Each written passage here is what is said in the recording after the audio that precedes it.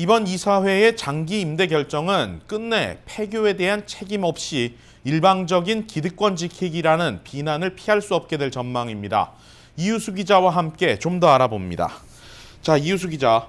남가주 한국학원 측이 임시 이사회를 연 것이 어제 저녁이었고 여기서 이제 장기 임대 결정이 나왔는데 어느 정도 예고됐던 겁니까?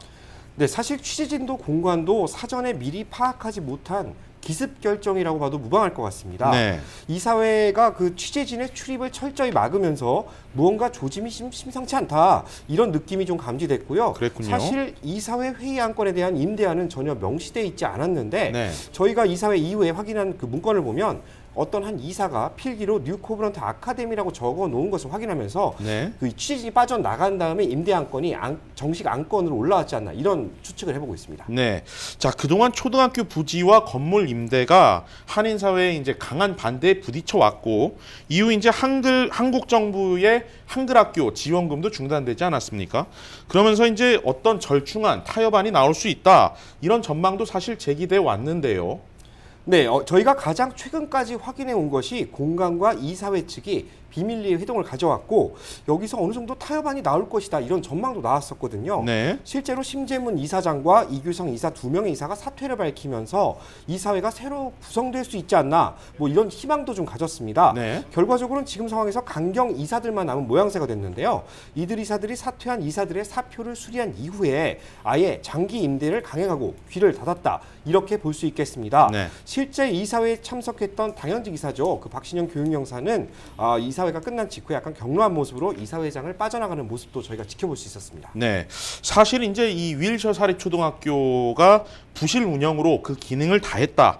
또 이제 정부 기금이 투자된 시설인 만큼 향후에는 한인사회의 뜻에 따라서 활용될 수 있어야 한다. 이게 이제 한인사회의 총이었고 또 한국 정부를 대신해 있는 공관 측의 입장이지 않았습니까?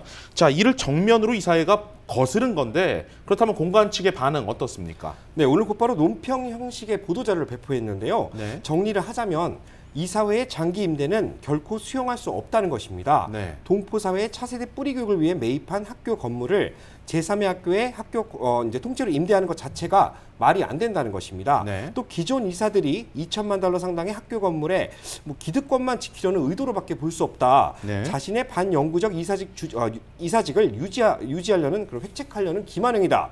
라며 격한 분노를 표출했습니다. 네. 곧바로 대응책도 내놨는데요. 캘리포니아주 검찰에 이사회의 행태를 고발하고 임대 불승인 요청을 하겠다.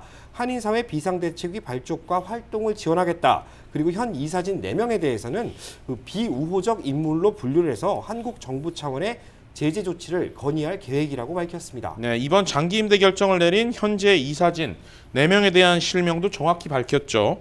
김진희, 제인킴, 조희영, 김덕순 이렇게 4명인데 정부 차원의 제재 조치라고 한다면 일단 한국 입국 금지 조치 그리고 향후에 한국과 관련된 활동에서에 대한 제재가 될 수 있겠네요.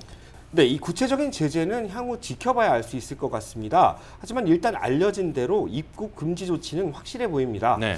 한편 여기서 의문이 드는 점은 2명의 이사가 왜 사퇴한 직후에 이렇게 임대 결정이 나왔냐는 것입니다. 네. 사퇴한 2명의 이사는 평소 사업 등 그 개인적인 차원에서 한국과 왕래가 잦은 편인데요. 네. 때문에 이 같은 제재를 우려해 사퇴를 해두고 남은 이사들이 결정을 하는 모양새.